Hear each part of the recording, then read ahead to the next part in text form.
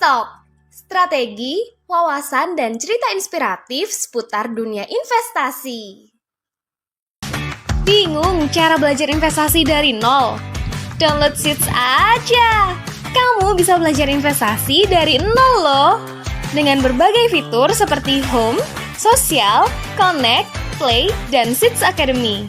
Platform belajar investasi dengan menggabungkan metode bermain game tentunya lebih asik dan menyenangkan. Tunggu apa lagi? Download Seeds sekarang juga. Seeds, investing together. Oke, thank you banget ya buat teman-teman semua yang sudah hadir pada sore hari ini Sekolah Pasar Modal Online Course khususnya yang kita sudah hashtag 2 nih buat teman-teman semuanya, dan terima kasih buat kehadiran serta ketepatan waktunya nih buat teman-teman semuanya pada pembukaan program edukasi pasar modal hari ini. Nah, kegiatan ini dipersembahkan oleh SIS yang berkolaborasi dengan Wibu Sekuritas serta para mitra pendukung lainnya. Nah, program ini bertujuan memberikan pemahaman komprehensif terkait dasar-dasar pasar modal dan langkah awal yang tepat bagi calon investor. Nah, program ini juga dirancang sebagai wadah edukasi nih buat teman-teman semuanya yang lebih terstruktur, bertahap, relevan sehingga peserta dapat memperoleh pemahaman mendasar mengenai pasar modal serta mampu menerapkannya dalam proses pengambilan keputusan investasi.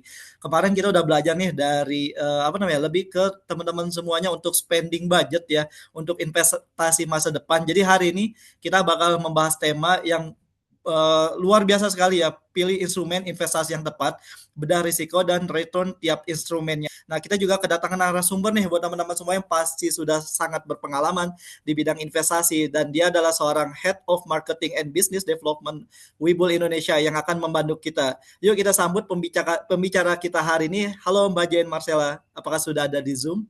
Udah, halo semuanya. Oke, gimana nih kabarnya Sore-sore. nih Mbak Jen? Baik. Yang gimana, Mas?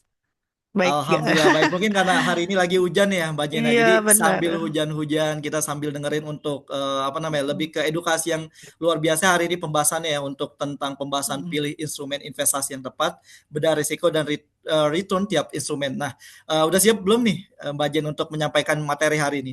Udah dong. Oke, jadi buat teman-teman semuanya siapkan untuk pertanyaan-pertanyaan terbaiknya dan langsung masukkan di kolom chat Zoom untuk Q&A-nya ya buat teman-teman semuanya. Nanti bakal kita coba jawab satu persatu dengan budget untuk materi hari ini. Oke, kepada narasumber yang terhormat, kami persilakan untuk mulai pemaparan materi. Waktu dan tempat kami persilakan Mbak Jen. Oke, aku izin share screen ya. Oke.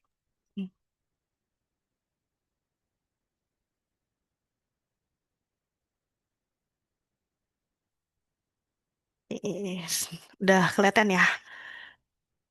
Oke, jadi selamat sore teman-teman. Aku tahu ini mungkin jam-jam rawan ya. Udah hujan, udah gitu juga dingin nih. Tapi aku suka banget nih semangatnya teman-teman masih mau belajar. Boleh tulis di kolom komentar gak kayak biar nggak ngantuk. Jadi aku mau lebih coba atraktif ya sama teman-teman semua. Pengen tahu nih teman-teman tuh dari mana sih asalnya. Kalau aku kebetulan kita di Jakarta, di Wibu jadi kantornya di Jakarta. Lebih tepatnya kantornya di Sudirman, Setiabudi Astra. Dekat banget sama MRT Setiabudi Astra.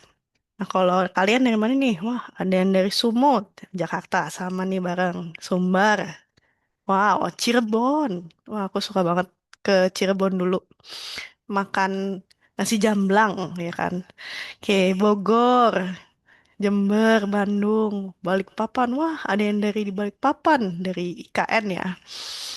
Oke, Jakarta Selatan, Sidoarjo. Wow. Oke, Gorontalo. Oke, di sana hujan nggak, teman-teman? Semoga di maksudnya di semua dimanapun kita berada kita masih tetap dalam kondisi yang sehat dan juga aman-aman aja ya, karena kita juga dengar kali ya ada banjir-banjir, dan semoga tuh kakak yang di Sumber nggak kena banjir ya. Oke, so mau kenalan dulu. Sem- Oke, jadi kayak tadi yang diperkenalin, saya Jen Marcella, saya Head of Marketing dan Business Development dari Wibu Sekuritas. Nah, Wibu Mungkin sedikit background buat aku ya. Aku udah kurang lebih kerja di capital market selama 10 tahun. Dari awal udah di bagian marketing. Jadi pernah sempat jadi digital marketing specialist, kemudian aku pindah ke growth, dan sekarang merangkap semuanya gitu. Eh, jadi kalau di sekarang aku kerja di Wibul. So what is Wibul? Mungkin teman-teman udah dengar juga dari teman-teman Sweet di Seeds. Jadi kita itu adalah sekuritas ya. Jadi kita punya produk saat ini ada dua, yaitu saham Indonesia atau local stocks dan juga satu lagi reksadana. Tapi kita ini sebenarnya sister company dari Wibul global. Jadi kita pusatnya adalah di US. Nah, jadi saat ini Wibul expanding dan kita udah ada di 14 negara, salah satunya di Indonesia. Tapi sisanya tuh lumayan di negara-negara yang developing country sama juga pastinya negara maju ya, kayak Singapura juga ada, Malaysia, terus ada Thailand gitu. Dan kita secara global udah di download lebih dari 25 juta user ya. Ini udah harusnya terupdated ya. Belum update ini sebenarnya kita di 25 juta user sekarang nih. So, our company sangat trusted lah ya, bisa dibilang karena kan mungkin dengan maraknya judi online ataupun kayak investasi bodong itu eh, kayak lisensi ataupun izin itu jadi sangat penting gitu. Jadi teman-teman pastiin teman-teman berinvestasi di aplikasi yang memang sudah berizin dan juga sudah diawasi oleh otoritas jasa keuangan ya teman-teman. Oke, saat ini kita udah ada di App Store dan juga di Android dan ke depannya kita bakalan develop a lot of things. Ada juga webnya juga nanti dan juga ada app-nya ya. Jadi ditungguin aja ya teman-teman. Oke. Dan juga kita kebetulan merupakan sponsor dari salah satu e-sport team juga namanya Alter Ego. Mungkin teman-teman yang suka main Mobile Legends, PUBG tahu nih Alter Ego ya gitu. Dan kita juga official partner dari mereka. Nah, kita lanjut nih langsung ke materinya. Jadi tadi kan dibilangnya pilih instrumen investasi yang tepat, beda risiko dan return setiap instrumen. Pengen tahu nih teman-teman, teman-teman tuh saat ini udah investasi atau belum? Coba chat di kolom komentar. Aku pengen tahu berapa banyak yang sudah investasi di sini. Belum, Dewi Lintan. Oke, nggak apa-apa kita belajar bareng ya. Sudah, Kakak Nabil.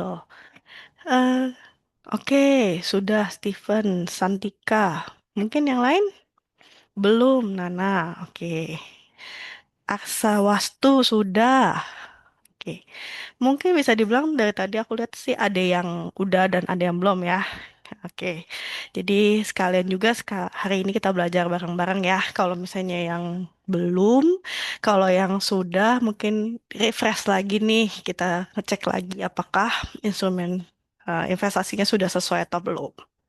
Nah, mungkin buat teman-teman nih yang udah investasi, coba boleh nggak di-share kayak saat ini udah investasi di instrumen apa aja?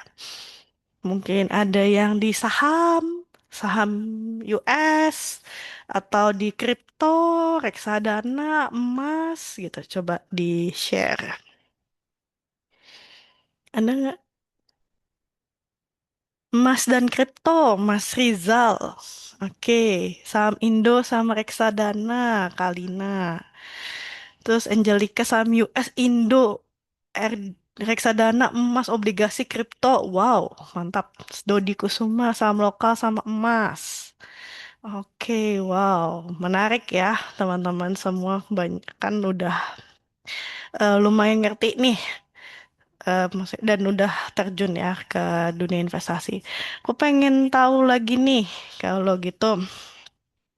Sebelum kita masuk ke lebih lanjut, aku pengen ngenalin nih teman-teman. Pengen tanya beberapa pertanyaan dulu nih sebelum kita masuk. Ini boleh kalian catat aja jawabannya di kertas sendiri atau mungkin diingat-ingat aja. Tapi coba dijawab ya beberapa pertanyaan ini. Oke, jadi berapa lama estimasi periode investasi kamu? Ada lima pilihan di bawah 1 tahun, 1 tahun sampai 3 tahun, 3 sampai 5, 5 sampai 10, di atas 10 tahun. Oke, udah jawab ya teman-teman ya. Kita countdown 10 detik lah ya. 1, 2, 3, 4, 5, 6, 7, 8, 9, 10. Oke, next question. Mana yang pernyataan mana yang paling mencerminkan tujuan investasimu? Ada yang A itu hampir tidak ada resiko penurunan modal awal, namun potensi hasil investasinya di bawah 5% per tahun lah ya, ini teman-teman. Bukan per hari atau per bulan ya. Ini kita hitungannya dalam presentasinya dalam kurun waktunya tahunan. Ada yang apa mungkin oke lah ya ada penurunan tapi nggak apa-apa nih untuk hasilnya 5 sampai 10% tapi nggak terlalu gede, yang kecil-kecil aja. Terus ada yang resiko penurunan awalnya cukup besar tapi mau returnnya itu 10 sampai 30% per tahun. Ada yang nggak apa-apa turun dulu mungkin 20%, 10%, bahkan mungkin 80%, tapi bisa hasil investasinya 30 sampai 50% per tahun. Ada yang kayak 100%, 200% nggak apa-apa tapi bisa dapetin di atas 50% gitu ya teman-teman. Oke. Nah, yang ketiga pertanyaannya, secara umum investasi kan berfluktuasi ya nih teman-teman. Ada yang naik, ada yang turun, sesuai dengan volatilitas pasar. Apabila teman-teman punya 200 juta nih, kita bayangin aja ya teman-teman. Mungkin udah ada yang punya, belum. Kalau yang belum punya, ya bayangin dulu aja lah ya. Kayak segera kita punya ya. Nah, ini teman-teman tuh mau punya apa ya? Mau menanggung loss sampai berapa? Ada yang kayak saya nggak mau ada minus sama sekali gitu. Ada yang oke lah nggak apa-apa minusnya 5% atau kayak 10 juta gitu. Tapi di atas itu aku takut. Ada yang kayak 10 sampai 20 juta nggak apa-apa gitu lossnya, tapi bisa dapetin lebih besar dari itu. Ada yang 20 sampai 60 juta nggak apa-apa, bahkan dapat lebih yang lebih besar lagi. Atau yang di atas 30% juga nggak apa-apa. Oke, next question. Nah, berapa persen dana yang akan kamu investasikan dibandingkan total kekayaan bersihmu? Kekayaan bersih itu adalah aset kamu dikurangin sama utang ya. Jadi tabungan, investasi, sama properti dikurangin sama utang. Berapa banyak yang kamu mau investasiin? Ada 10%, ada 75 sampai 100%, ada 50 sampai 75%, ada yang 25 sampai 50%, ada yang di bawah 25%. Oke, sama pengen tahu juga nih teman-teman, seberapa pengetahuan dan pengalaman teman-teman soal industri pasar modal lah ya, bisa dibilang. Ada tabungan, obligasi, reksadana, kripto, ataupun produk derivatif kayak misalnya forex dan juga futures ya, teman-teman. Kalau dari A sampai E lah ya, dari ngerti sampai nggak ngerti, sampai nggak dari sorry dari nggak ngerti sampai ngerti. Oke, udah dijawab semua teman-teman. Oke, kalau udah dijawab, nah sebenarnya ini leads to apa sih teman-teman? Ini sebenarnya untuk mengetahui profil resiko teman-teman. Karena menurut saya, sebelum kita mengetahui keuntungan atau potensi keuntungan dari instrumen yang kita mau beli, yang paling penting itu adalah kita bisa manage resikonya. Karena investasi yang benar itu yang harus kita manage pertamanya itu bukan aduh maksudnya kayak berapa banyak cuan yang bisa kita dapetin. Tapi sebenarnya yang harus dipikirkan adalah berapa banyak rugi yang kita bisa absorb gitu atau kita bisa tanggung instead of berapa cuan yang kita dapetin. Karena kalau cuan mah semua orang mau cuan ya teman-teman, atau kayak semua orang mau untung. Tapi sebenarnya yang kita harus pikirin tuh adalah seberapa banyak sih eh, uang yang kita siap hilang gitu kalau untuk investasi itu. Kalau teman-teman yang merasa kayak, aduh aku nggak mau ada rugi. Misalnya punya duit kayak tadi 200 juta. Hilang 1 juta aja saya nggak mau gitu. Nah itu sebetulnya teman-teman adalah orang yang sangat konservatif. Sebaiknya teman-teman ini berinvestasinya di obligasi pemerintah dan deposito berjangka. Tapi kalau misalnya yang kayak 200 juta, tapi kayak oke lah nggak apa-apa, hilang 4 juta gitu, tapi masih bisa dapat uang yang lebih besar. Tapi itu teman-teman mungkin tipenya konservatif atau eh, bisa juga berinvestasi di paling cocoknya lah ya teman-teman itu berinvestasi di instrumen deposito, reksadana pasar uang dan obligasi jangka pendek. Kalaupun misalnya kayak teman-teman bisa nggak apa-apa nih loss sampai kayak misalnya 30% dari portofolionya gitu. Nah itu mungkin teman-teman di moderat dan itu bisa pertimbangin untuk investasi di obligasi, saham, RDS, RDPT ataupun reksadana campuran. Sedangkan kalau misalnya kayak suka all in gitu, kalau misalnya turun kripto 80% beli lagi. Mungkin tuh itu teman-teman agresif ya, jadi bisa beli di saham, forex, dan kripto. Coba so far, teman-teman merasa udah tahu belum nih profil resikonya kayak kira-kira profil resikonya apa sih? Boleh share di kolom komentar teman-teman. Sorry, kok mana ya? Bentar, kok hilang? Mana kolom komentarnya? Oke, ini dia. Moderat, moderat. Oke. Mungkin kalau boleh share juga sebenarnya saya moderat. Pas awal investasi itu saya eh, moderat. Tapi setelah berkembangnya pengetahuan, itu saya bisa dibilang agresif sekarang ini ya. Mas-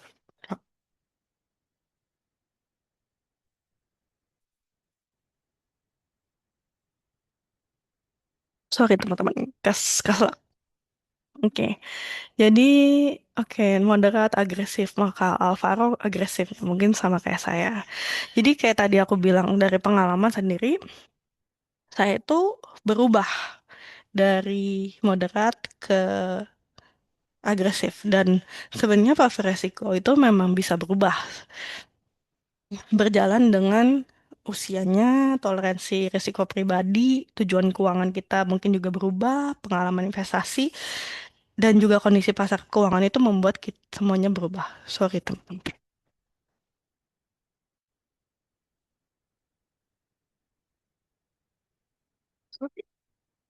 Jadi mungkin kalau pertama-tama kali teman-teman masuk berinvestasi, mungkin teman-teman mungkin bahkan bisa dibilang ada yang mulai dari sangat konservatif ya. Jadi kalau misalnya kayak di sini eh, bertambahnya usia, sebenarnya orang itu harusnya semakin konservatif. Jadi kayak misalnya kayak teman-teman yang masih di SMA gitu ya, masih sekolah gitu. Sebenarnya kalau eh, by re- eh, tadi tingkatan resiko tuh sebenarnya bisa ke agresif, tapi pasti akan dipengaruhi faktor-faktor yang lain gitu. Tapi kalau misalnya kayak bayangin ini ya teman-teman, kakek mungkin kakek kita atau nenek kita yang sudah pensiun gitu, sudah tidak punya income bulanan, terus mereka agresif gitu, belinya mungkin kayak koin micin atau koin meme gitu kan. Itu pasti luar biasa banget gitu. Kita pasti sebagai anak muda juga pasti akan bilang kayak, wah ini kakek atau ini nenek hebat banget gitu. Karena seharusnya buat mereka tuh harusnya manusia semakin lama tuh harusnya semakin konservatif. Ataupun punya tujuan keuangan, kayak misalnya, kayak tadi kan pertanyaan pertama adalah berapa lama kamu mau berinvestasi. Semakin cepat uang kamu mau pakai, seharusnya eh, kita juga pilihan instrumen investasinya itu harus konservatif. Jadi kalau misalnya nih kita mau nabung buat beli iPhone 18 misalnya tahun depan. Nah itu aku pengen tanya sama teman-teman, seharusnya kita nabungnya di mana? Apakah di saham, di kripto, atau di reksadana, atau di obligasi? Coba, aku pengen tahu nih teman-teman. RDPT, ada yang bilang Aprina. Oke, ada jawaban lagi? Forex. Oke, yang karena agresif ya Kak Alvaro ya. Atau ada lagi jawabannya? Deposito. Oke. Nah, sebenarnya jawabannya itu benar, Kak Dodi. Mestinya bisa dimasukin ke deposito yang jangkanya pendek ataupun juga RDPU karena kan cuma tahun depan. Jadi kalau misalnya ibaratnya uangnya hilang, ya kita, udah kita nggak jadi beli gitu. Tujuan keuangannya tidak tercapai. Tapi kalau misalnya kita taruhnya di instrumen yang lebih safe, itu kan eh, pasti akan, maksudnya kayak fluktuatifnya itu nggak setinggi forex gitu misalnya. Ataupun misalnya kayak teman-teman ada yang punya tujuan untuk umroh, misalnya 3 sampai 5 tahun ke depan, itu sebenarnya bisa juga dimasukin ke RDPT. Jadi benar-benar disesuaikan dengan tujuan keuangannya ya teman-teman. Ataupun kayak misalnya Kak Alvaro bilang dari tadi kan kayak forex, saham, kripto gitu kan. Nah, sebetulnya kalau misalnya emang kita punya knowledge-nya dan juga emang sudah lama berada di industri tersebut, ya pasti kita juga akan lebih yakin ya untuk menaruh di uang kita berada gitu. Kayak mungkin boleh share sedikit juga sih pengalaman saya ya waktu itu. Jadi saya baru nikah tahun lalu. Nah, duit nikah saya itu saya kumpulin mungkin sekitar 2 sampai 3 tahun sebelum saya nikah. Nah, tapi emang karena pengalaman investasi saya lumayan baik dan juga secara penghasilan juga masih ada gitu bulanan. Nah, saya juga nggak taruh di reksadana pendapatan tetap ataupun reksadana pasar uang sih. Itu BVRS teman-teman. Saya masukin alokasinya ke bisa dibilang 50-50 lah ya saham Indonesia dan juga cryptocurrency gitu. Lebih tepatnya BTC. Jadi emang benar-benar sebenarnya pemilihan instrumen investasi itu benar-benar tergantung profil risiko dan tujuannya masing-masing. Nah, ada juga tapi kita juga harus melihat kondisi pasar industrinya ya teman-teman. Nah, kayak misalnya saya taruh di kripto karena saya tahu tuh mau bullish atau kayak bullish season gitu. Saya juga nggak akan berani teman-teman kalau misalnya kayak saya tahu sih ada cryptocurrency mungkin buat teman-teman yang belum terlalu mengerti itu ada siklus 4 tahunan. Saya juga nggak mungkin nih masukin uang saya di kripto yang tujuannya buat nikah tapi di saat bear marketnya itu foolish banget gitu kan. Maksudnya kayak kurang bijaksana lah gitu. Jadi kayak kita juga harus tahu nih kondisi ke pasar keuangan ataupun makroekonominya seperti apa gitu supaya juga menunjang pastinya kita punya tujuan keuangan gitu. Nah, selanjutnya, so far aman teman-teman, udah bisa mengerti apakah saya kecepatan? Mungkin boleh taruh di kolom komentar kalau bilang kalau kecepatan ataupun kalau mengerti boleh thumbs up. Teman-teman ada ya? Apakah sudah mengerti? Oke, mengerti ya, so far ya. Nah, oke, sip sip. Oke, nah baru nih kita ngomongin tentang potensi cuan dan juga potensi risikonya yang kita harus hadapin gitu. Karena kita udah tahu nih kira-kira sebenarnya profil risiko kita seperti apa, terus juga tujuan investasi kita apa gitu kan. Nah, kita baru bisa nih untuk eh, langsung eksekusi kita beli instrumen apa. Buat teman-teman yang tipenya sangat konservatif ataupun konservatif, kan sebenarnya sangat dianjurkan untuk membeli produk instrumen investasinya berupa deposito ya. Karena kenapa? Karena risikonya ya rendah gitu. Tapi memang high risk kan high return ya. Karena risknya rendah, ya pasti returnnya juga tidak sebaik yang instrumen investasi yang lainnya. Dan juga selain returnnya 3-6% per tahun, kebetulan untuk deposito itu masih kena pajak final 20% gitu, teman-teman. Jadi return yang kita dapetin itu akan masih dipotong pajak final 20%. Kemudian ada juga instrumen investasi berupa obligasi pemerintah. Ada ORI, SR, ada SBR, ada ST. Mungkin teman-teman udah ada yang pernah beli SBN? Siapa yang udah beli? Kalau udah beli mungkin bisa thumbs up atau tulis di kolom komentar pernah beli, maksudnya kayak beli produk yang mana? Beli produk yang mana nih? Antara ORI, SR, SBR, atau ST.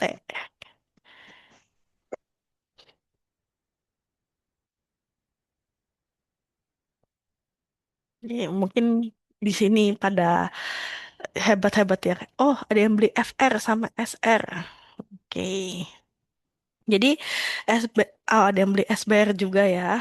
Jadi SBR itu nah, kepanjangannya sebenarnya surat berharga negara yang khususnya ini di sini retail, ada obligasi retail Indonesia, ada sukuk retail, ada sukuk surat berharga retail, ada yang ST juga sukuk. Oke, sama sebetulnya ini juga resikonya rendah dan bisa dibilang aman ya, karena 100% dijamin negara. Jadi mungkin teman-teman kalau pernah melihat eh, market materi marketingnya di JPPR itu bilangnya kan 100% dijamin negara karena memang ini yang mengeluarkan langsung kan adalah pemerintah. Jadi mereka menjamin gitu bahwa semua eh, kupon dan juga returnnya itu akan dibayarkan. Nah, returnnya biasanya nih di atas deposito, tergantung dengan suku bunga di tahun itu atau pada saat penerbitan, dan juga biasanya itu ada kayak ORI, SR, SBR, ST itu mereka punya karakteristiknya masing-masing. Kayak ORI sama SR itu biasanya kuponnya fix dan juga mereka tradable. Jadi mereka bisa diperdagangkan di pasar sekunder gitu. Dan kayak SBR ataupun ST, mereka itu biasanya floating with floor. Maksudnya floating with floor itu apa sih? Jadi misalnya pas pembukaan itu 7%. Nah, jadi kalau misalnya suku bunganya naik atau turun, itu mereka kalau naik mereka akan naik, tapi kalau misalnya turun itu mereka nggak akan turun. Jadi karena floornya itu adalah 7%. Jadi kalau misalnya terjadi penaikan suku bunga ya mereka akan di apa ya lebih cuan lah ya. Tapi kalau misalnya turun ya mereka nggak akan mengalami kerugian karena mereka ada garansi floating with floor-nya itu. Dan ini biasanya untuk SBR dan ST itu tidak bisa diperdagangkan di pasar sekunder, tapi mereka punya eh, benefit adalah mereka bisa dijual sebagian sebelum jatuh temponya. Karena biasanya obligasi pemerintah ini dia ada tenornya, kayak misalnya 3 tahun, 2 tahun, 5 tahun gitu. Dan sama seperti deposito juga punya ada pajaknya juga 10%. Kemudian selain itu ada obligasi korporasi. Sebenarnya ini sama seperti obligasi pemerintah, tapi yang ngeluarin ini adalah perusahaan dan biasanya perusahaan swasta. Tapi returnnya lebih tinggi daripada SBN, tapi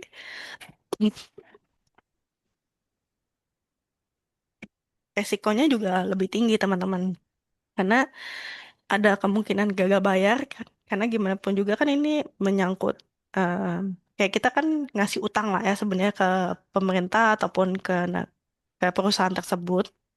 Jadi kalau misalnya ada sesuatu dengan perusahaan tersebut ya pasti ada resiko gagal bayarnya. Jadi gak dibayarkan sama sekali. Ataupun kayak suku bunganya kayak tadi ya, karena ini tidak ada garansi floating with floor, biasanya ini akan terpengaruh sama suku bunga yang biasanya diumumkan sama BI ya eh, setiap kuartalnya atau setiap bulannya gitu.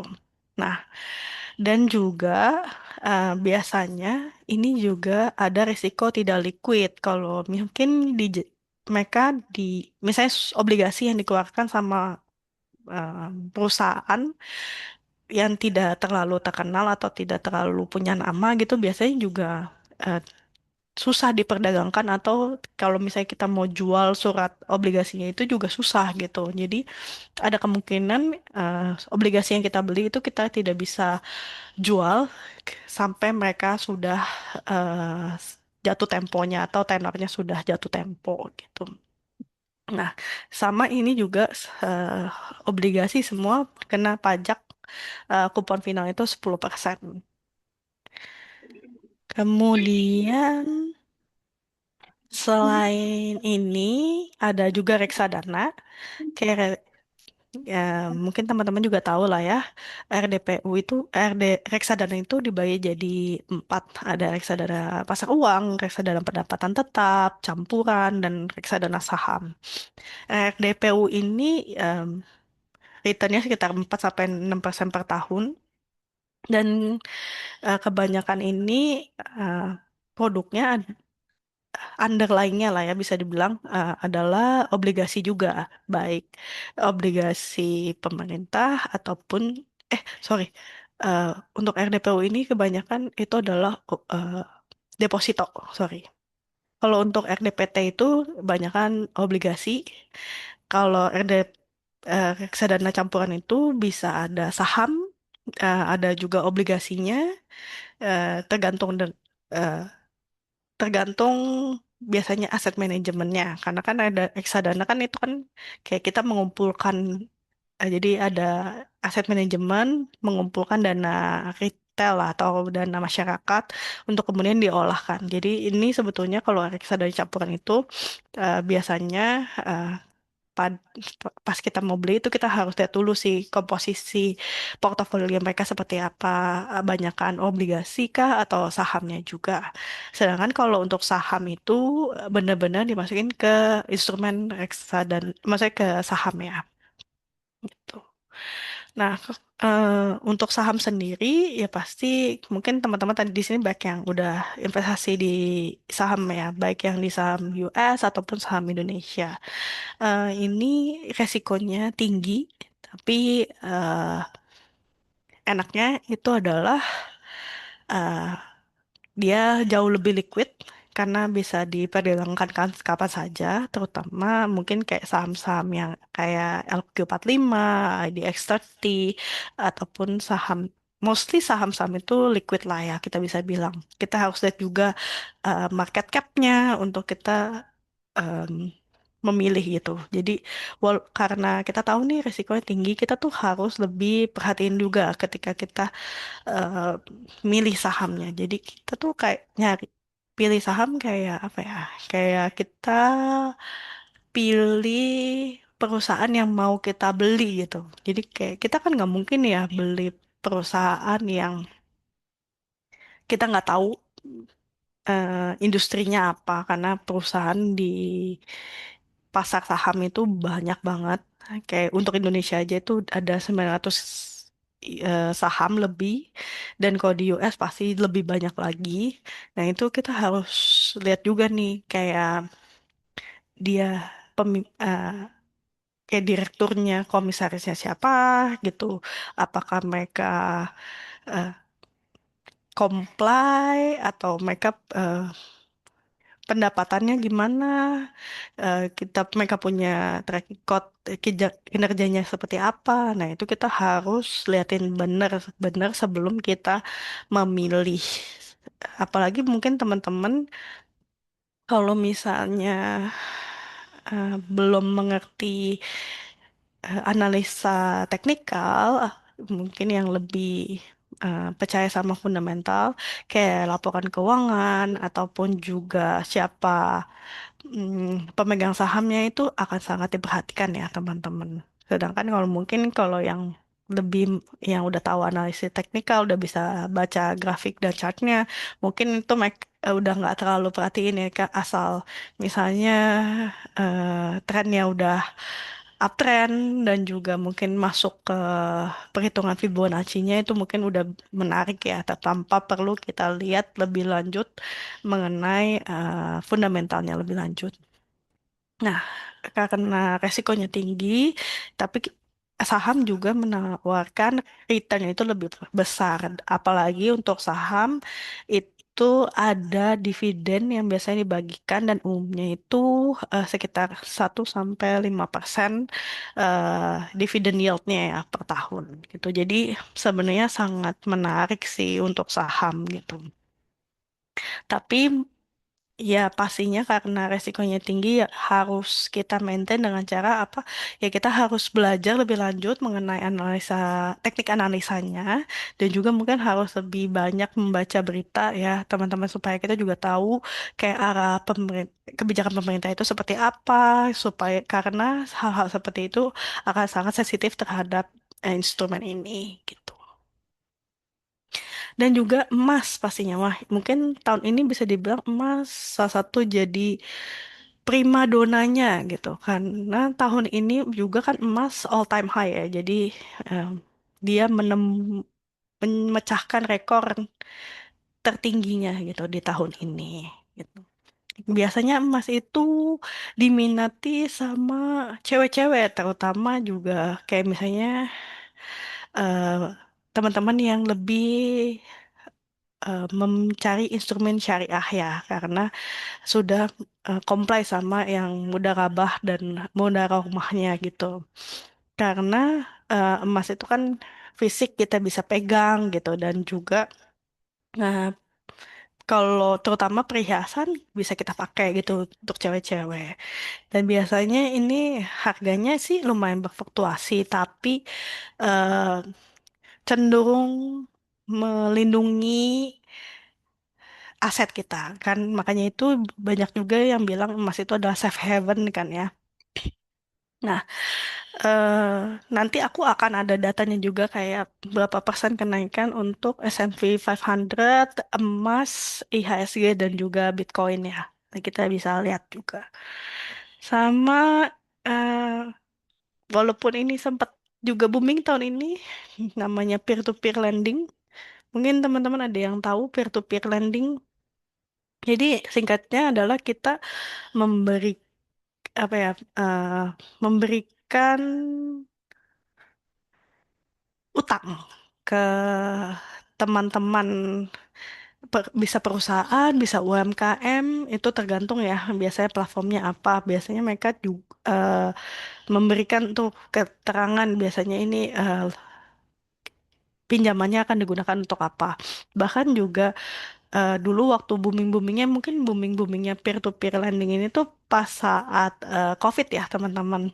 Nah dulu bahkan ada satu aplikasi yang kita itu sebagai investornya memberikan pinjaman kepada user lain yang meminjam hutang kepada aplikasi itu. Jadi kayak kita minjemin utang langsung direct ke orang lain, tapi orang itu minjemnya dari aplikasinya juga gitu. Jadi mempertemukan orang yang punya duit, yang mau meminjamkan uang dan orang yang mau meminjamkan uangnya dan orang yang mau meminjam gitu.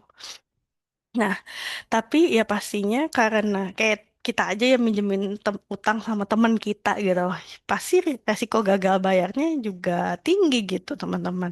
Tergantung uang itu mau dipakai buat apa. Kalau misalnya usaha mungkin masih lebih enak ya, karena kan uangnya diputerin gitu, ada kemungkinan cuan, maksudnya returnnya lebih tinggi. Tapi kalau misalnya untuk use pinjaman yang kita kasihnya ke orang lain ya, mungkin resiko gagal bayarnya itu lebih tinggi gitu.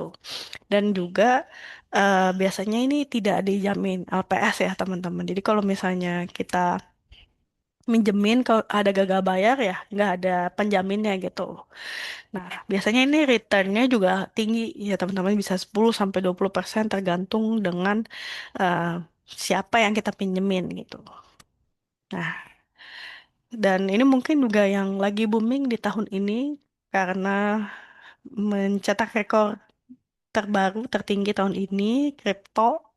Eh, tapi mungkin kita sama-sama tahu juga ya teman-teman bahwa resikonya itu sangat tinggi karena volatilitasnya sangat tinggi, dan juga mm, kalau mungkin buat teman-teman yang udah cobain pakai futures itu juga jauh lebih tinggi lagi karena kita ya kemungkinan cuannya, maksudnya kalau cuan juga dapatnya lebih tinggi, tapi karena ini global, volatilitasnya sih benar-benar sangat tinggi sih ya teman-teman. Jadi harus hati-hati banget nih kalau teman-teman eh, di- apa berinvestasi di kripto. At least teman-teman tahu siklusnya, tahu mungkin tahu sedikit tentang baca analisis teknikal. Nah, teman-teman boleh nih di investasi di kripto itu.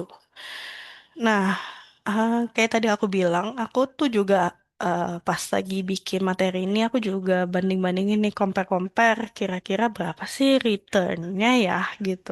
Aku juga kepo nih, jadi aku tadi ngeliat chart BTC USDT yang ada di Binance ya ini teman-teman. Dari tahun 2020 dari titik terendahnya sampai titik tertingginya di tahun ini itu dia memberikan return sebesar 2,917% ya, teman-teman. Atau bisa dibilang kurang lebih di 121,37 US dollar. Berarti 121 ribu US dollar. Wah, gede banget ya, teman-teman. Jadi kalau bayangin kita dulu punya tahun 2020 kita punya satu BTC ya, sekarang udah 121 ribu US dollar gitu. Berarti emang gede banget sih. Tapi kayak tadi kita juga sama-sama tahu bahwa emang resikonya juga tinggi. Oke. Kalau gold gimana? Kalau gold ini aku lihat dari target dari 1972 sampai 2025 ya, tahun ini itu tahun ini maksudnya kenaikannya ada 24.000%, tapi dari tahun 1972 sampai sekarang nungguinnya lumayan juga ya teman-teman. Nah, kayak mungkin emang apa kenaikannya tinggi gitu, tapi masa tunggunya juga lama nih teman-teman. Mungkin bahkan warisan dari nenek atau kakek kali ya, baru kita bisa ngerasain kenaikannya 24.000% itu setelah di kita gitu, which is itu agak lama. Tapi kalau dilihat emang secara grafik itu by data emang ya, maksudnya kenaikannya lumayan cukup signifikan. Tapi memang ada beberapa tahun yang biasanya dia eh, kenaikannya sideways gitu, dan ataupun yang bahkan cenderung turun ya, seperti di tahun dari 2012 sampai 2016 itu agak turun ya untuk eh, chartnya. Nah, gimana kalau dengan S&P 500? Nah, ini aku ambil dari data tahun 2022 sampai tahun 2025 itu kenaikannya 98,72%. Nah, ini kan S&P 500. Gimana? Tapi teman-teman lihat ya, kayak misalnya tahun pas COVID lah ya ini, i- itu penurunannya juga dahsyat luar biasa. Kalau yang punya juga pasti deg-degan ya. Oke. sama ini untuk IHSG atau IDX Composite. Nah, ini kita dari tahun 1998 sampai tahun ini kita juga tahun ini all time high juga ya teman-teman. Baru kemarin all time high dan kita lagi mau menguji terus nih all time high IHSG kita terus. Sejak ada perubahan Kementerian Keuangan, eh, malahan Bapak tersebut, Pak Purbaya bisa dibilang, bilang bahwa kita akan eh, menyentuh IHSG di 10.000 di tahun depan. Nah, kita sama-sama lihat ya teman-teman, karena kan kita juga ada banyak program pemerintah dan juga kita sedang menarik banyak investor asing ke Indonesia dan kita semua sama-sama berdoa ya teman-teman bahwa kita punya IHSG bisa menembus angka 10.000 di tahun depan karena sebetulnya IHSG itu reflect banget sama ekonomi Indonesia sendiri kalau misalnya eh, optimisme akan ekonomi yang lebih baik itu akan langsung tercermin di IHSG kita gitu. Jadi not bad juga kita punya IHSG returnnya 3.000% dari tahun 1998 sampai sekarang ini. Dan mungkin sama juga ya waktu COVID agak turun juga lumayan drastis, tapi kemudian langsung rebound bahkan terus menguji ATH-nya di berarti dari tahun 2024 sampai sekarang ini gitu. Betul. Eh, itu dan ini sebetulnya aku juga ada bikin relative performance ya, grafik antara Bitcoin, Gold, sama S&P 500. Bisa dibilang untuk performance-nya Gold dan S&P 500, walaupun tahun ini juga sama-sama semuanya tiga-tiganya nih all time high, tapi kita bisa lihat emang mungkin karena Bitcoin juga instrumen baru ya, jadi untuk performance-nya itu jauh lebih baik dan cukup lebih signifikan dibandingkan dengan Gold dan S&P 500 yang memang secara track record sudah lebih lama gitu. Dan next kita harus mendengar juga nih inputan dari kita punya Opa ya. Kalau mungkin yang fundamentalis banget, pasti tahu banget Warren Buffett. Don't put your eggs in one basket. Jadi walaupun eh, kita udah punya pengetahuan tentang instrumen investasi, terus kita juga mungkin sudah punya pengalaman, tapi kita juga tetap harus melakukan diversifikasi. Jadi jangan taruh uang, maksudnya aset kita, uang yang sudah kita dapetin dengan susah payah ya, cuman ke satu instrumen aja gitu. Jadi harus bijak lah dalam mengelola uang yang udah kita dapetin ya dari dengan s- susah payah itu gitu. Kalau mungkin buat share sedikit juga saat ini aku walaupun di saham lagi banyak, tapi juga aku nggak pernah beli di cuman di satu saham juga. Aku ada beberapa saham juga yang baik yang emang gorengan, ada yang second liner, third liner, ada yang first liner juga pasti yang kayak big banks kayak BBRI, BBCA, BBME. Nah, itu untuk semuanya meminimalisir resiko. Jadi, teman-teman, aku sih hari ini mungkin eh sebetulnya cuman rangkumannya, poinnya adalah teman-teman harus tahu dulu nih sebelum investasi harus tahu dulu profil risikonya seperti apa. Kenali diri kita dulu ya sebelum kita memilih atau membeli sebuah instrumen investasi. Dan yang kedua itu pikirinnya resikonya dulu. Jangan langsung pikirin berapa persen cuannya, tapi pikirinnya berapa banyak nih yang kita siap hilang dari investasi ini gitu. Dan yang ketiga kayak Opa Warren Buffett bilang jangan taruh di satu instrumen aja lah gitu. Kayak kalau misalnya sekarang teman-teman taruh di mana ya? Di Deposito Tapi sayang banget teman-teman melewatkan kesempatan cuan di saham gitu. Ataupun kayak kalau taruhnya di saham, eh, kayak dan semuanya taruhnya di BBCA juga lagi sedih ya karena yang lainnya lagi pada naik gitu. Saham bankingnya turun gitu. Jadi kayak kita harus diversifikasi dan belajar lebih banyak lagi soal instrumen investasi gitu. Karena instrumen investasi itu banyak banget dan selalu berkembang. Jadi, jadi kita harus terus mengasah ya, harus ikut kayak misalnya webinar kayak gini ataupun juga baca-baca berita dan juga mungkin kalau yang suka komunitas baca-baca di komunitas lah ya, untuk tahu juga juga belajar di SEEDS ya supaya tahu lebih banyak lagi dan menambah pastinya pengetahuan dan pengalaman kita berinvestasi. Itu aja sih, kayak penutupnya adalah kayak kita harus melakukan perencanaan keuangan sejak dini nih. Kayak if you don't know how to carry your money, money will stay away from you. Jadi kalau misalnya kita mau punya banyak uang, kita harus tahu nih dan mau belajar lebih lah ya gimana caranya mengolah uang yang kita punya. Paling itu aja sih teman-teman. Ada yang mau ditanyain? Wah, thank you banget nih buat Mbak Jen untuk materinya hari ini ya. Jadi memang sangat insightful banget ya. Pada intinya memang memilih instrumen investasi itu yang tidak bisa dilakukan hanya berdasarkan tren dan potensi keuntungan ya Mbak Jen ya. Ya, betul. Nah, pada akhirnya memang kunci investasi yang sehat terletak pada mengetahui tujuan, memahami karakter, risiko return tiap instrumen, melakukan diversifikasi ya dan disiplin dalam pemantauan dan strategi jangka panjang. Apalagi sekarang Tuh. lagi hype-nya banget ya, lagi naik banget ya, Mbak Jen. Ya, benar. Oke.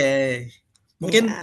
udah ada kurang lebih ada 118 pertanyaan nih Mbak Jen yang Wih, masuk dari banyak DM banget. kita dan dari kolom chatnya kita, jadi kita sudah Ya. gabungkan. Nah, ini mungkin kalau kita coba jawab satu persatu bisa nggak nih Mbak Jen?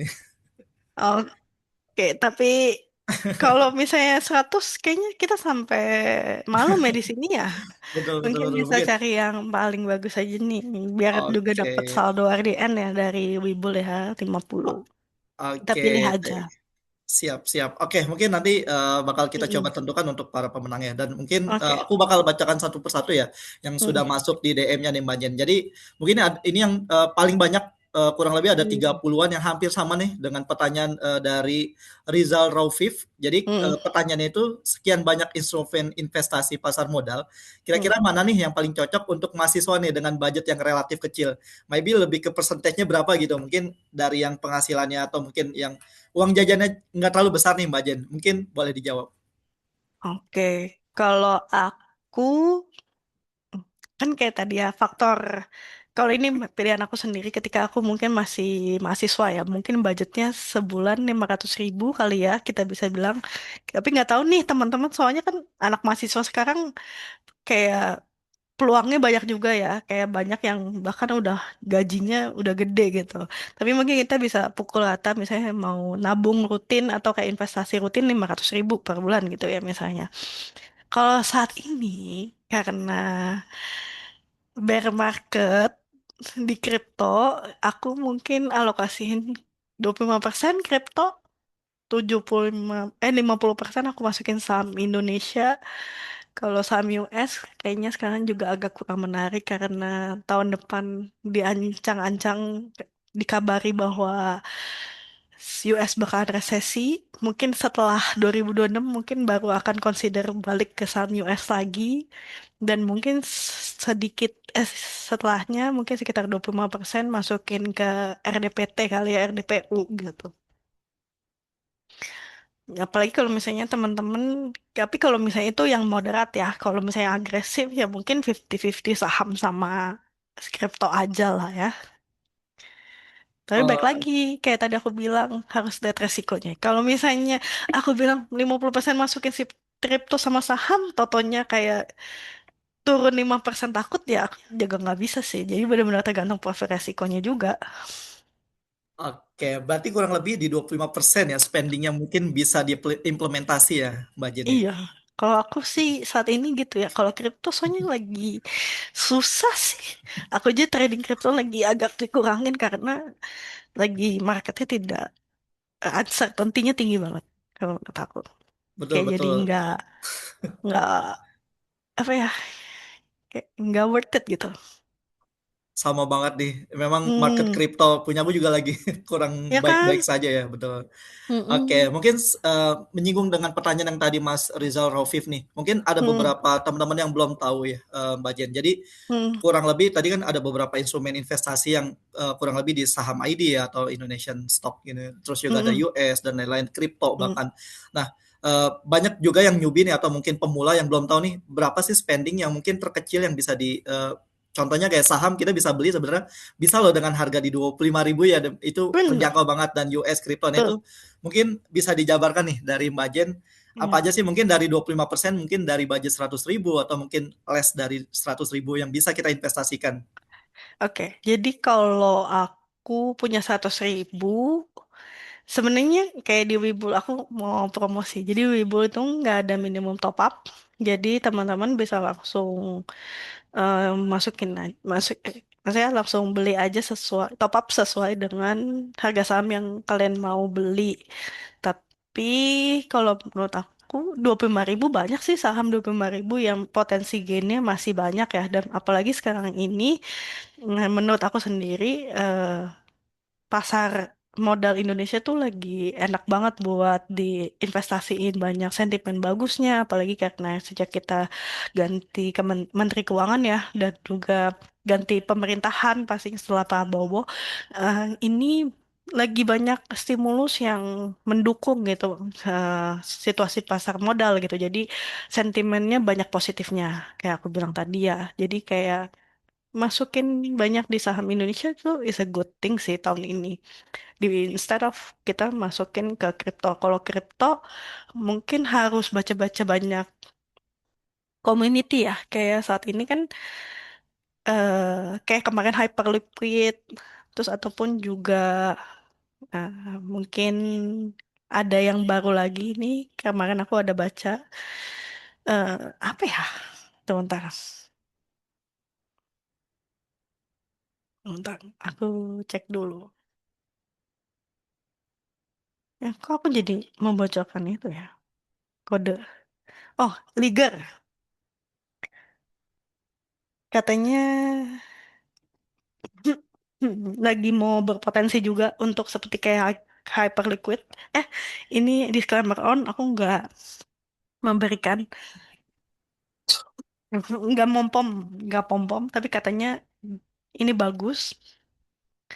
Eh, Bisa sih juga masuk gitu, sesuai dengan jumlah pastinya uang yang kalian siap hilang ya. Kayak tadi aku bilang harus tahu resikonya dulu sebelum ngincer, ngincer cuannya gitu. Oke, berarti sebenarnya Hmm. dari budget kita nih yang pas-pasan ya Ya, khususnya kayak Pak mahasiswa atau mungkin yang uang jajan yang nggak terlalu besar sebenarnya bisa mulai investasi ya. betul, bisa banget. Karena Oh, kayak kripto nggak ada minimumnya juga kan hmm. buat investasi. Sekarang juga masih saham Indo juga nggak ada minimum investasi. Jadi sekarang ini udah budget friendly banget buat teman-teman yang mahasiswa yang mau investasi. Dan reksadana juga bisa mulai dari 10.000 udah bisa investasi. Jadi kayak menurut aku mau punya budget 100.000 pun nggak ada masalah sih sekarang ini ya untuk investasi. Nah, buat teman-teman semuanya nih yang belum investasi, bisa banget investasi di Wibul Mm-mm. nih karena memang no minimal top up ya Mbak Jen ya. Betul. Sama Oke, reksadananya juga cuma 10.000. Oke oke. lah, buat ngegantiin. eh jadi misalnya kayak mestinya mau beli Hmm. kopi, ya udah mendingan investasi aja. Oke, aku langsung bacain ke pertanyaan Mm-mm. selanjutnya nih Mbak Jen. Nah, sama mungkin relate juga dengan pertanyaan dari Rizal Raufif ya. Nah, ini mungkin lebih ke dari Ahmad Al Idrus nih Mbak Jen. Mm-mm. Nah, bertanya dari saya seorang newbie nih. Nah, mungkin Mm-mm. yang low risk-nya itu yang tapi high high apa namanya? High profit ya. Nah, itu apa sih mungkin bisa di-spill dong gitu. Apakah saham atau apa gitu. Nah, mungkin masih agak takut-takut nih Kak sebagai pemula yang mungkin resikonya rendah, tapi ya lumayan lah untuk keuntungannya. Atau mungkin yang sebagai apa ya, yang lebih berpengalaman gitu. Nah ini bisa di-spill nih apa sih mungkin yang mau dicoba-coba khususnya lagi mau penutupan di akhir tahun 2026 ya. Nah ini Hmm. apa sih yang mungkin bakal profit di penutup akhir tahun dan di awal tahun 2026? Wow, ini maksudnya suruh ngasih bocoran kode saham nih, atau gimana ini? Kalau soalnya lumayan itu kan relatif ya, kayak menurut aku, mungkin buat orang lain 1-2% udah oke. Ada orang yang bilang, 2% mah kecil gitu kan. Ya berarti lah relatif. Tapi di akhir tahun ini sih sebenarnya banyaknya yang menarik sih kalau untuk saham Indonesia ya. Kalau reksadana pasti RDPT masih sangat menarik sampai tahun depan. Kalau saham apa ya? Budget friendly ya. Aduh, nanti aku tapi nggak mau pom-pom. Nanti teman-teman itu sendiri ya. Tapi aku lagi ngumpulin saham. Apa ya? Yang jangka panjang ya. Semi panjang lah. Jangan fast trade nanti teman-teman. Itu. Inet mungkin masih menarik sih. Karena kan mau right issue juga. Hmm. Hari ini lagi suspend, kemarin udah sempat beberapa kali arah kan. Ini mungkin bisa di watch lah ya. Aku juga masih hope dan eh, tapi baik lagi di harus dulu juga analisa ya gitu. Tapi kalau menurut aku Inet masih menarik sih sampai akhir Betul, tahun. betul. Betul. Oke, nah itu banyak banget bocoran nih dari Mbak Jen buat teman-teman. Tapi disclaimer ya buat Heeh, teman-teman, ini bukan heeh. arahan, tapi ini memang lebih ke sharing ya, lebih ke sharing Tuh, dari Mbak Jen. iya. Oke, nah mungkin ada pertanyaan lagi nih dari, nah menjawab dari yang tadi nih Mbak Jen. Mm-mm. Apakah memang ada untuk saham atau sorry investasi ya yang memang low risk ya, tapi low profile itu tingkatannya mungkin apakah itu direct reksadana atau apa? Atau mungkin yang low risk tapi high profit apa nih biasanya gitu? Ah, Kalau low risk high profit sih nggak ada ya. Di mana-mana semua high risk high return. High risk ya pasti maksudnya kalau low risk ya low return. Jadi eh, kalau low risk high return apa ya? Nggak ada sih. Mungkin paling BTC, tapi BTC juga harus lihat itu ya. Kalau menurut aku itu low risk. Tapi baik lagi nih, profil resiko beda-beda teman-teman. Menurut aku BTC itu low risk, tapi mungkin menurut teman-teman enggak. Jadi Hmm. balik lagi teman-teman harus lihat profil resikonya. Oke, memang sebenarnya ada resikonya ya, Iya. walaupun kecil gitu. Tapi memang Heeh. lebih ke mana sih Kak? Kalau yang memang resikonya kecil gitu, apakah saham, obligasi Sah. atau reksadana gitu? Oh, taruh uang kamu di tempat yang kamu paling ngerti. Itu udah pasti low risk high return. Kalau kamu nggak ngerti, ya jangan, karena itu pasti high risk. Oke. Oke, sebenarnya intinya adalah teman-teman harus mulai investasi dari sekarang Betul, dibanding untuk uangnya disimpan di kolong bantal. bener, Nggak bakal teman-teman. berkembang ya. Iya, mesti Oh, itu ikut eh, seeds biar makin pintar, makin tahu nanti harus invest di mana. Ya nggak, Mas Rizal? oke, Mbak Jen. Nah, ini aku juga cukup kesulitan nih baca-bacanya karena cukup banyak banget masih masuk terus nih totalnya ada di Wow. 138 nih Mbak Jen. Nah, mungkin aku bacakan untuk selanjutnya ini mungkin dari Kak Segah Aufakusuma. Jadi Mm-mm. kira-kira apa sih strategi terbaik dalam menganalisis saham secara fundamental? Mungkin kemarin juga ada banyak banget pertanyaan dari Sobat Sis juga nih Kak. Ketika kita mantau saham gitu ya. Nah ini Mm-mm. apakah pada saat opening market kah atau closing market kah atau mungkin ada apa ya lebih ke strategi yang mungkin dari Mbak Jen nih kiat-kiat buat teman-teman atau sobat seats. Kalau lihatnya pakai fundamental mah nggak usah terlalu mikirin harus opening atau closing ya, karena kalau kayak gitu biasanya teknikal banget. Tapi aku disclaimer, ini pengalaman pribadi ya, aku cuma sharing doang. Aku paling nggak mau beli saham. Kalau aku swing ya teman-teman, aku swing trading. trader, kalau misalnya teman-teman tahu apa itu swing scalper gitu-gitu macam-macamnya. Aku tuh swing, jadi aku tuh nggak pernah beli pas market open. Tapi kalau misalnya buat scalper, itu pasti seneng banget kalau belinya eh, di market opening. Kalau aku malahan biasanya jualnya di market opening karena biasanya pas market opening itu orang pada FOMO gitu. Jadi aku biasanya nggak pernah beli di pas opening. Biasanya aku malahan belinya di sore pas lagi penutupan. Eh, dan jualnya paginya gitu. Tapi kalau untuk fundamental, balik lagi sih sebenarnya harusnya ngeliatnya kayak PE ratio, pairnya, harus lihat laporan keuangannya, harus lihat ROI-nya, ROE-nya ya, kayak gitu. Kalau untuk fundamental gitu. Biasanya juga eh, siapa direkturnya, komisarisnya itu juga yang harus dicek ya kalau misalnya teman-teman fundamentalis. Kalau teman-teman yang biasanya lebih ke teknikalis, kayak gitu sih biasanya kita nggak terlalu lihat. Kita lebih ngelihatnya itu newsnya, sentimennya, patternnya, chartnya. Kalau misalnya udah tick our kriteria ya kita bakal beli sih. Jadi Oh, kalau mau belajar fundamental sama analisa teknikal, kan abis ini ada juga ya Mas Rizal. Jadi nanti betul, betul. di stay tune aja. Oke, jadi buat teman-teman semuanya kemarin kita udah sesi pertama untuk apa Mm-mm. lebih ke investasi ya. Sekarang kita Mm-mm. belajar tentang instrumen-instrumennya nih dan apa memahami Mm-mm. risiko dan returns-nya. Jadi nanti kita bakal banyak banget series ya, khususnya Betul. dengan Wibul. Nah, jadi teman-teman jangan lupa untuk stay tune terus ya untuk terkait sekolah pasar modal kita banyak banget series yang bakal kita bedah sampai nanti analisis teknikalnya gitu. Nah, mungkin kalau buat teman-teman semuanya mau coba bertanya langsung boleh di kolom chat terlebih dahulu ya. Buat teman-teman semuanya mau langsung tanya ke Mbak Jen, jadi bisa di kolom chat untuk mau bertanya langsung nanti bakal kita aktifkan dan dipersilakan untuk nyalakan mikrofonnya. Nah, mungkin sambil menunggu buat teman-teman semuanya yang nanti bakal aku panggil terkait untuk bertanya langsung ya, mungkin ada satu pertanyaan nih. Jadi Mm-mm. inflasi kan dapat mempengaruhi nilai uang dalam tabungan. Jadi bagaimana sih investasi mampu mengimbangi inflasi nih, Kak? Sorry, diulang. Oke, nah ini ada pertanyaan mungkin lebih ke inflasi ya. Inflasi itu kan dapat mempengaruhi nilai uang ya, khususnya di Indonesia itu sendiri dalam Mm. tabungan. Nah, jadi bagaimana sih investasi itu mampu mengimbangi inflasi, Kak? Jadi mungkin lebih takut, oh apakah inflasi itu mempengaruhi ya investasi yang kita miliki? Oke. Jadi kalau inflasi itu kan sebenarnya penurunan eh, nilai mata uang lah ya.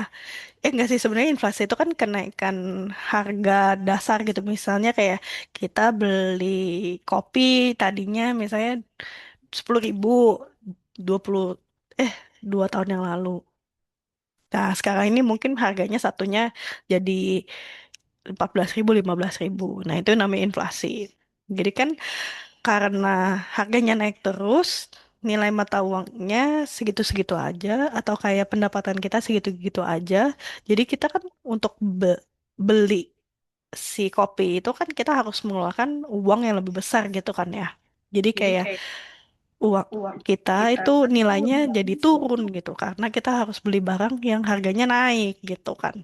Nah, kenapa investasi itu melindungi kita dari inflasi? Karena uang yang kita tabungin atau yang kita investasiin kayak misalnya di reksadana ataupun saham gitu kan dia returnnya itu akan lebih tinggi dibandingkan dengan kenaikan si barang tersebut gitu. Ya, makanya itu kita nggak perlu apa ya duit kita karena harganya naik ya kita tetap bisa beli barang tersebut dengan harga yang lagi naik gitu. Itu sih kenapa Oh, melindungi. oke, terjawab banget ya sebenarnya clear banget sih jawaban dari Iya. Mbak Jen nih. Nah, mungkin kita tutup satu penanya terakhir nih langsung ya. Untuk di Iya. sini apakah masih ada untuk Kak Angelika? Mungkin kita persilakan untuk bertanya langsung.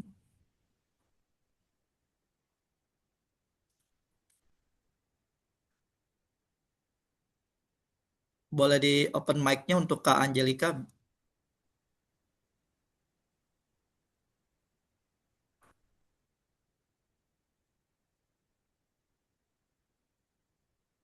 Oke, bisa langsung disampaikan pertanyaannya ke Mbak Jen, Kak Angelika.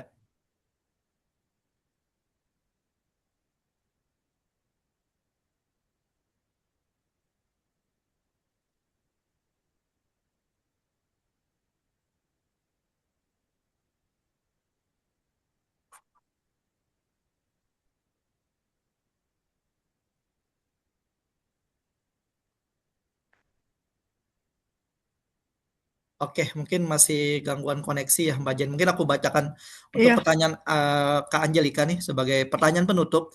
Jadi pertanyaannya, apakah memang sekarang yang dijual perdana hanya yang retail kupon atau yang retail kupon bulanan?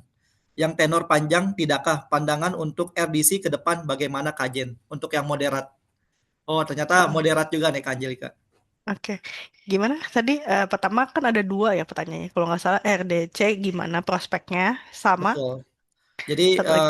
sekarang yang dijual perdana hanya yang retail kupon bulanan, yang tenor panjang-panjang tidakkah? Oke. Maksudnya yang tenor panjang itu dianjurin untuk beli atau enggak gitu ya? Betul, betul. Oke. Kalau pertama RDC, eh, kalau aku sih biasanya ada beberapa kriteria yang aku lakukan sebelum aku beli saham ya. Saham reksadana.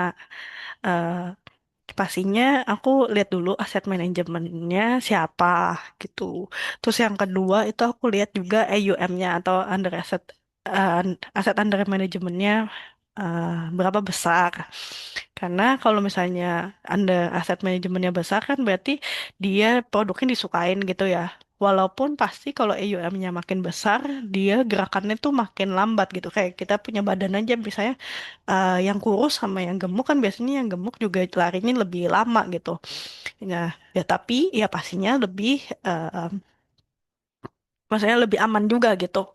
Jadi kalau misalnya RDC sih ke depannya masih bagus juga karena kan juga kita sahamnya pasar modal kita juga makin berkembang terus kan. Tapi ya itu setelah kita lihat RDC-nya, kita juga harus ngeliatin itu aset manajemennya siapa sama AUM-nya berapa besar dan juga mereka uh, secara year on year return-nya berapa gitu sih. Kalau misalnya tiga-tiganya baik ya beli aja gitu. Karena RDC sih menurut aku eh, potensinya masih bagus ya ke depannya. Terus kalau misalnya untuk tenor yang panjang, ya kalau misalnya mau dipakainya lama ya ambil tenor panjang ya nggak apa-apa sih. Tapi kalau aku karena aku lebih suka produk investasi yang liquid, aku sih selalu ambil tenor yang eh, pendek ya. Kalau untuk ambil SBN pun, karena eh, ada bagusnya sih tenor panjang. Jadi kita kan nggak pakai-pakai ya duitnya ya. Tapi kalau kayak buat aku kadang-kadang apa ya merasa ya mungkin karena aku juga secara knowledge sudah lebih eh, mumpuni lah aku merasa aku bilang ya aku oke tapi nggak sejago itu juga tapi oke lah jadi aku masih merasa aku bisa taruh dapetin ke instrumen investasi yang lain yang lebih liquid dan returnnya juga kurang lebih sama kayak SBN gitu jadi benar-benar tergantung teman-teman sih. Makanya kalau teman-teman knowledge-nya udah bagus di investasi, makin yakin juga dalam membeli instrumen investasi teman-teman. Jadi terus belajar. That's the important thing. Kan investasi yang paling returnnya tinggi ada investasi ke diri sendiri. Jadi teman-teman kalau mau investasi, belajar tentang investasi ke diri teman-teman ya mungkin dari Seeds ya bisa bantuin banyak gitu. Karena kan belajar. Betul. Oke, sudah Mm-mm. terjawab ya Kak Angelika ya. Tapi ini mungkin boleh satu pertanyaan penutup ya. Ini mungkin sama juga yang mau aku tanyakan nih Kak Jen atau Mbak Jen. Nah, ini mungkin dari Kak Restu Prasetyo. Banyak investor retail terjebak pada market timing. Nah, apa sih saran Kak Jen mengenai pendekatan yang lebih efektif untuk entry dan exit posisi?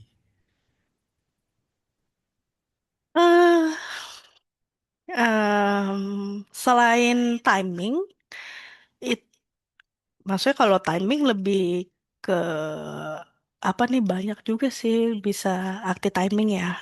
Kayak beli pagi jual sore itu timing menurut aku juga. Kalau kayak misalnya beli pas di pucuk terus jualnya pas lagi turun itu juga timing. Jadi timing itu pengertiannya banyak. Jadi kalau gimana caranya supaya nggak FOMO ataupun kayak timingnya lebih tepat kamu harus belajar technical analysis, belajar gimana caranya pakai Fibonacci atau pakai Bollinger Band, EMA, MA gitu. Jadi harus belajar sih analisis teknikalnya. Karena kalau udah belajar analisis teknikal, biasanya kan kita udah tahu ya kapan entry point-nya, kapan harus stop loss, kapan harus cut loss. Stop loss, taking profit, kapan harus cut loss gitu. Jadi itu sih yang kalau misalnya kita udah punya analisanya, kita udah tahu kapan entry point-nya, kapan cut loss sama taking profit, ya itu mengurangi error karena timing gitu. Oke, sebenarnya memang dipastiin buat teman-teman untuk ngikutin Hmm, sekolah pasar modal berikutnya nih, betul, Kak Mbak Jen ya.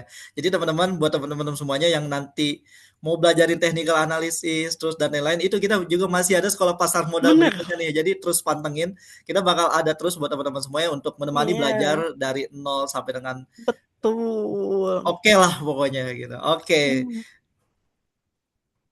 betul betul. Tenang Oke, aja nah teman-teman. sudah Kalau terjawab ya. pokoknya kalau misalnya kita pengetahuannya makin banyak tentang itu, makin ngerti lah, makin nggak terlalu FOMO juga gitu.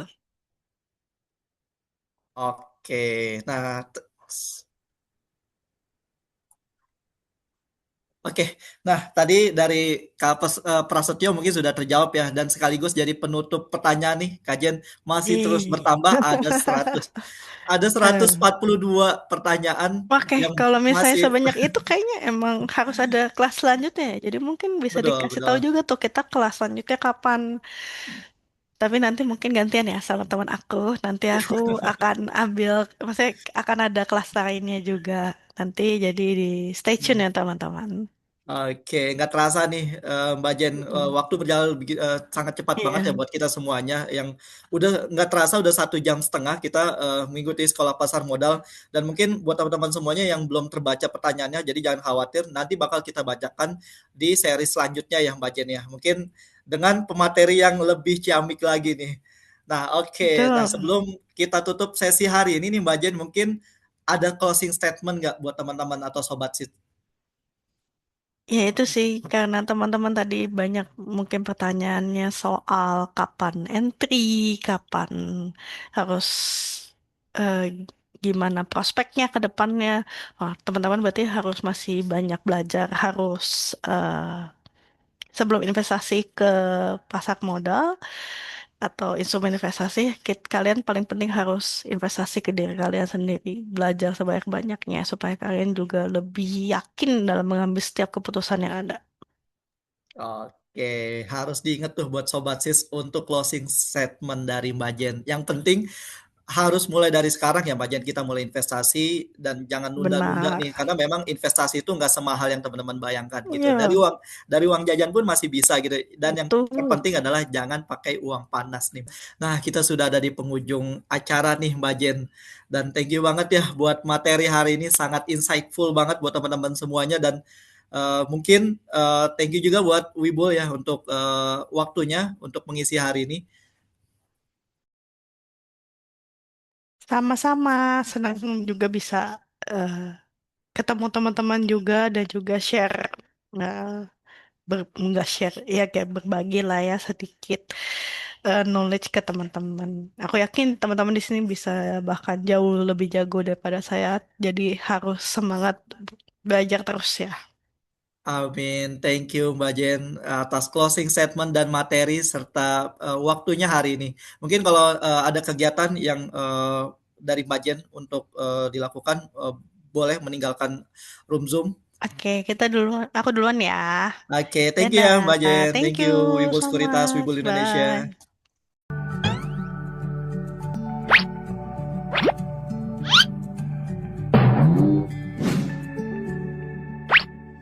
Sit Stop. Strategi, wawasan, dan cerita inspiratif seputar dunia investasi.